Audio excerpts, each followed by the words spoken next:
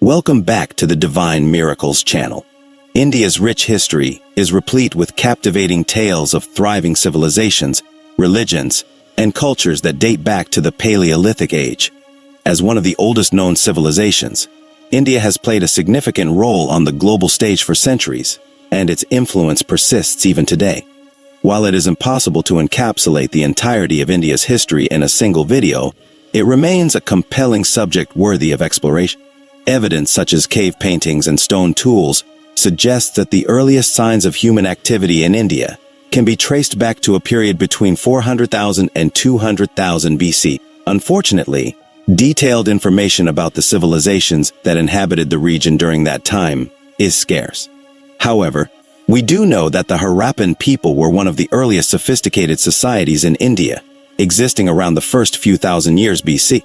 Positioned along the Indus River, they had their own writing system, advanced social and economic structures, as well as impressive urban cities and architecture. The reasons behind the collapse of this civilization around 1500 before Christ remain uncertain, but some attribute it to natural disasters like floods or potential invasions from Western and Central Asia. The next notable civilization that left its mark on Indian history was the Vedic Aryans. Initially migrants who spoke an early form of Sanskrit, they were dedicated to preserving their tribal identity. The name Vedic people is derived from the 4 sacred texts known as the Vedas, which offer insights into their lives and beliefs. These Vedas are often regarded as the oldest Hindu scriptures, and by around 1000 before Christ, the Vedic civilization is believed to have spread its culture across a significant portion of India. Along with their culture, the Vedic Aryans also brought their philosophical beliefs, which emphasize that happiness and salvation stem from an individual's morals and ethics, and one's path should be guided by righteousness and goodness. The Vedic Aryans also disseminated their social system, originally consisting of 3 tiers: the Brahmins, priests; the Kshatriyas, warriors; and the Vaishyas, commoners. Over the following centuries, the Aryans continued to expand their tribal settlements across India, leaving an indelible imprint on the nation's history. As their civilization thrived and prospered culturally and economically, a series of 16 individual settlements or states emerged across northern India. These included the Gandhara, Kusala, Kuru, and Magadha. Among them, the Magadha kingdom particularly flourished under the rule of Chandragupta Maurya during the 4th century BC. As its influence expanded and Chandragupta's authority grew, he worked towards establishing the Mauryan Empire, which is believed to be the first imperial power in India. The Mauryan Empire chose Pataliputra, modern-day Patna, as its capital and constructed remarkable temples, libraries, palaces, and even a university. The empire achieved impressive trade success and maintained a well-organized governmental system and a strong army. During the reign of the 3rd emperor, who was Chandragupta's grandson, a stance of non-violence was adopted after a bloody conflict with the kingdom of Kalinga. This change in policy was influenced by the emperor's newfound Buddhist beliefs. Siddhartha Gautama, also known as the Buddha, was born in 560 BC, and by the time of Emperor Ashoka's reign, the Buddhist religious system that he had founded was becoming increasingly prevalent throughout India. The empire's shift towards non-violence may have contributed to the spread of Buddhism.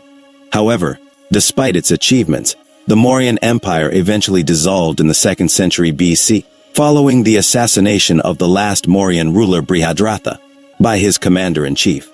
The commander-in-chief later established the Shunga dynasty in 185 BC, although Brihadratha's assassin Pushyamitra was rumored to have persecuted Buddhists.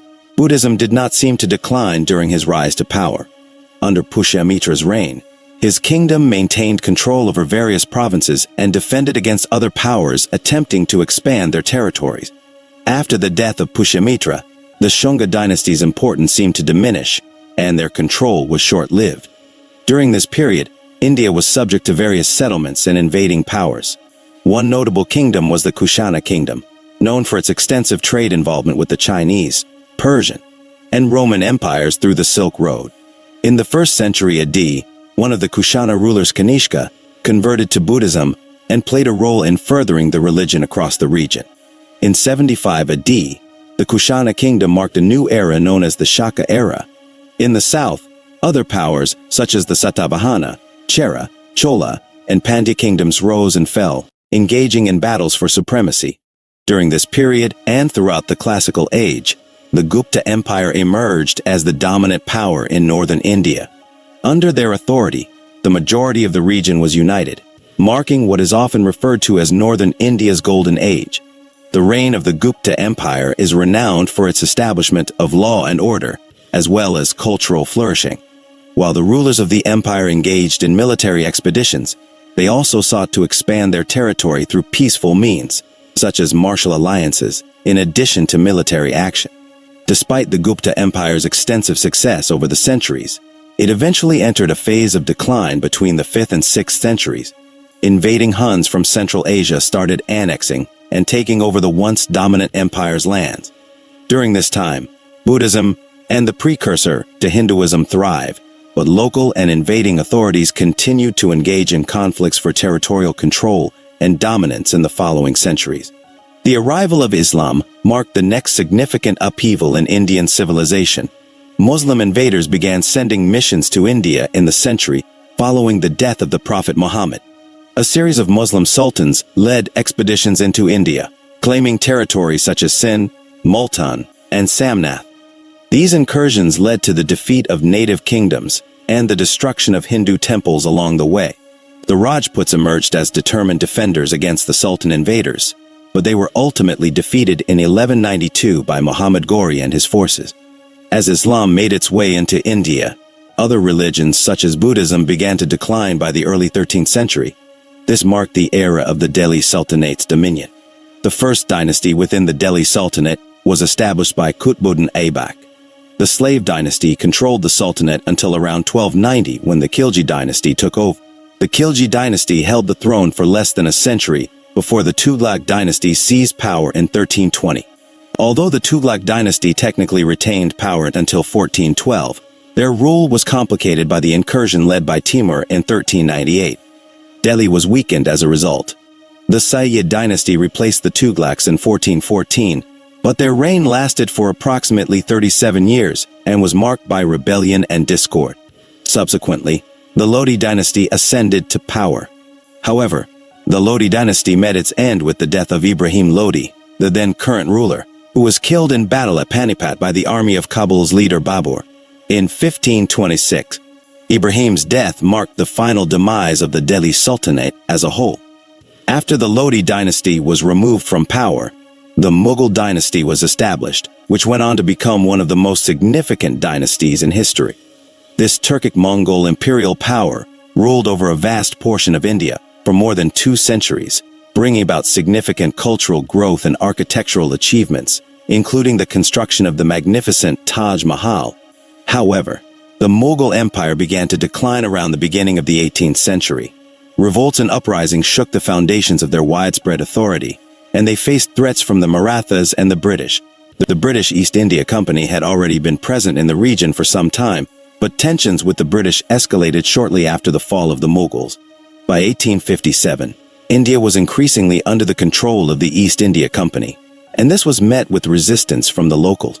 What started as a revolt by Indian soldiers in Meerut quickly spread and became known as the Indian Mutiny of.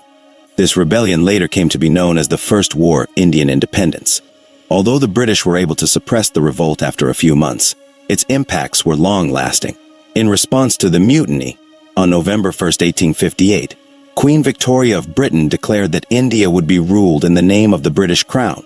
From that point on, the locals maintained their disapproval and anger towards British rule, and nationalist sentiments and movements continued to grow. The next major step towards independence came when Mahatma Gandhi and the Indian National Congress decided to initiate the non-cooperation movement, withdrawing all cooperation with the British government. However, when this strategy did not yield the desired results, Gandhi adopted a new technique known as the civil disobedience movement in December 1929. The civil disobedience movement involved declaring an Indian Independence Day to be celebrated on January 16th and complete disobedience of any orders from the British government. Once again, Gandhi's strategy failed, and he was even arrested, while many other rebels were killed. Eventually, the British were pushed into the Round Table Conferences, starting in November 1930, in which Gandhi participated. However, these conferences also ended in failure, reigniting civil disobedience.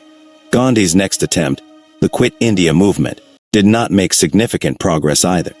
During World War II, India was forced into the war by the British, but after the conflict's conclusion, a new Labour Party came to power in India, showing sympathy towards the fight for independence. Finally, on August 15, 1947, India became an independent nation. Thank you for watching, and see you in the next videos.